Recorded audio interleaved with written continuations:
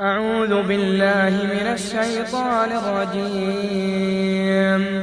إن هذا القرآن يهدي للتي هي أقوم ويبشر المؤمنين الذين يعملون الصالحات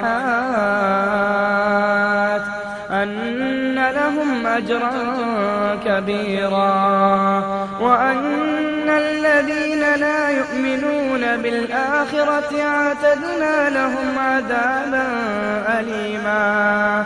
ويدعو الإنسان بالشر دعاءه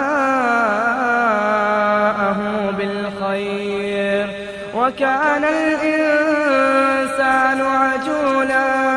وجعلنا الليل والنهار آيتين فمحونا آية الليل وجعلنا آية النهار مبصرة لتبتغوا فضلا من ربكم ولتعلموا عدد السنين والحساب وكل شيء فصلناه تفصيلا. وكل إنسان ألزمناه طائره في عنقه ونخرج له يوم القيامة كتابا يلقاه منشورا.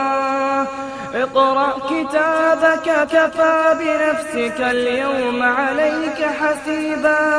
من اهتدى فإنما يهتدي لنفسه ومن ضل فإنما يضل عليها ولا تزر وازرة وزر أخرى وما كنا معذبين حتى نبعث رسولا.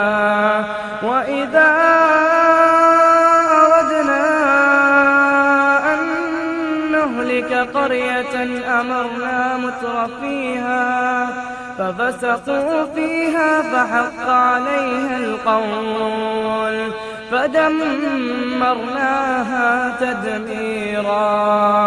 وكم أهلكنا من القرون من بعد نوح وكفى بربك بذنوب عباده خبيرا بصيرا.